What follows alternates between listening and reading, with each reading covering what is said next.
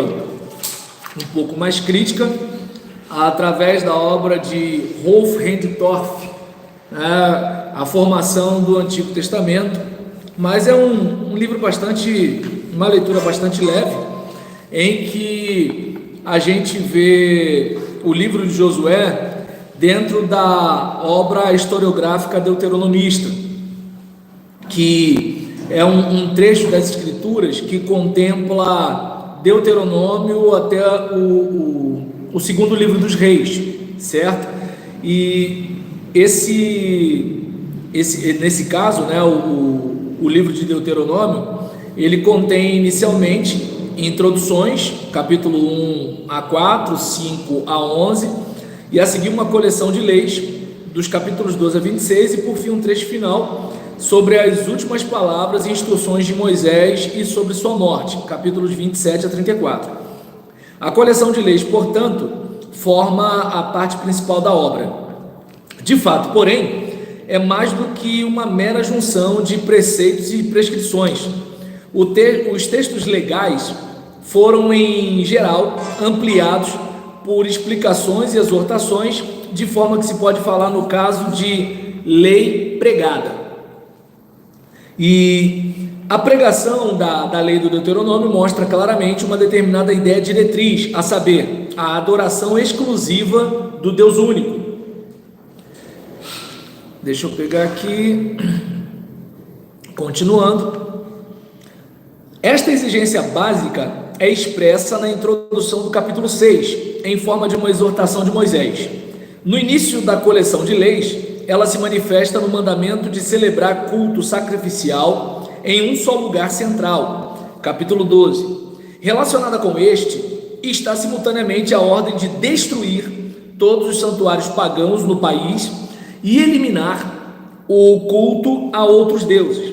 De fato, esta exigência determina também muitos dos mandamentos e das proibições seguintes. Em segundo livro dos Reis, capítulo 22, é relatado que, por ocasião de trabalhos de conserto no templo durante o tempo do rei Josias, entre 639 a 609 a.C., foi encontrado um código de leis. Lembra? Achei o livro da lei. A reforma do culto realizada em seguida, capítulo 23, mostra claramente que ela concretizou a ideia fundamental do Deuteronômio, a de um único lugar de culto. Pode-se supor com certeza que o Deuteronômio foi exatamente esse código de leis. Contém muito material antigo, mas em sua forma atual foi redigido provavelmente apenas no século em que foi achado e começou a vigorar. E as ideias do Deuteronômio tiveram um efeito duradouro. Prova disso é, antes de mais nada, o domínio que exercem sobre toda a historiografia posterior, a começar pelo livro de Josué até o segundo livro dos Reis. Isso já se evidencia claramente na introdução do livro de Josué. Vamos lá então.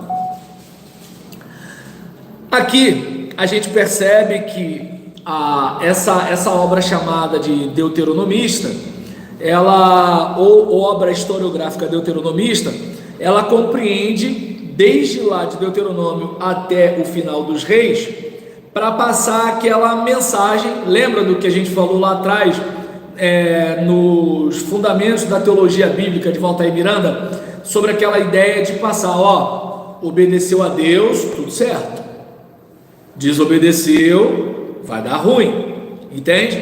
E aí nisso, tá vendo o que vocês estão fazendo contra esse povo? Se vocês desobedecerem, vão fazer com vocês. Tá vendo essa terra cuspindo essa gente? Vai cuspir vocês também, certo?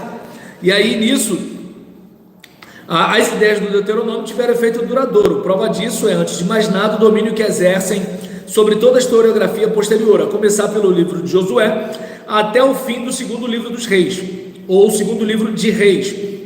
Isso já se evidencia claramente na introdução do livro de Josué.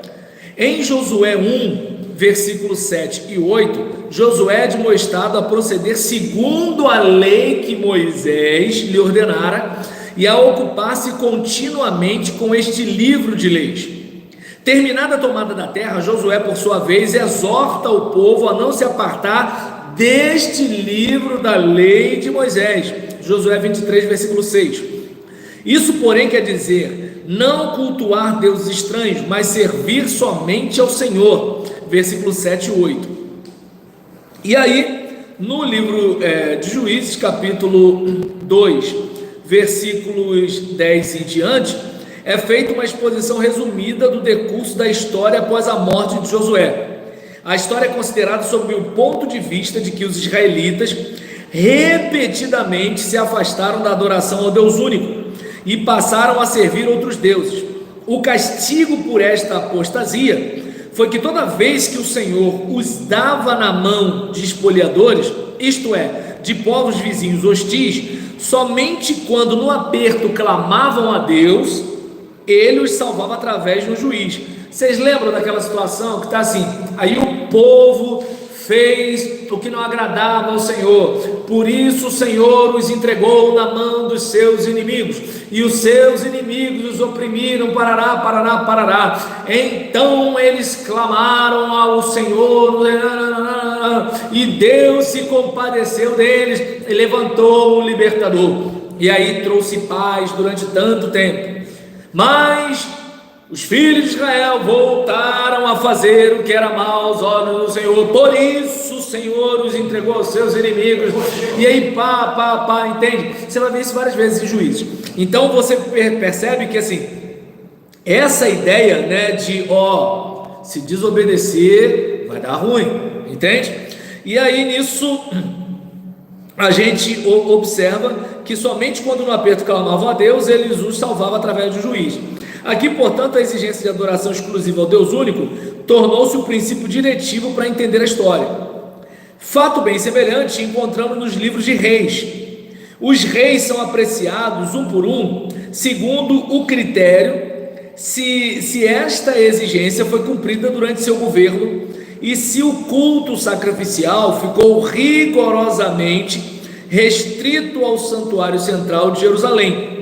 O fim político dos reinos de Israel e de Judá é interpretado em 2 Reis, capítulo 17, como consequência da apostasia. Por causa desta ideia mestra, homogênea, e por causa de sua nítida relação com o Deuteronômio, denomina-se a exposição da história que se estende de Josué até segundo livro dos Reis, de obra historiográfica deuteronomista. E aí lembra daquilo que eu falei?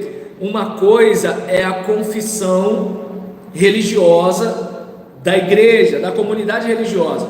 Outra coisa é a pesquisa acadêmica. E aí na pesquisa acadêmica há um debruçar sobre essas questões, que na questão religiosa não. Quando eu pego Clyde T. Francisco para falar sobre Josué de uma forma mais conservadora, é um estudo que você pode passar para quê? Para os professores de escola bíblica, porque você está falando para todo mundo ali que já crê. Vamos só explicar o livro de Josué. Aqui já é uma questão de tentar olhar os pormenores. O que tem subjacente? Que época? O que dá para perceber nesse texto? O discurso que está por trás disso aqui. A que época isso pode corresponder? Será que isso foi escrito por Josué? Foi na época de Josué? Ou foi depois? Ou foi bem depois? Entende? Então essas questões assim, que para alguns pode soar como algo, isso é perigoso, né? Vai tirar a fé da gente.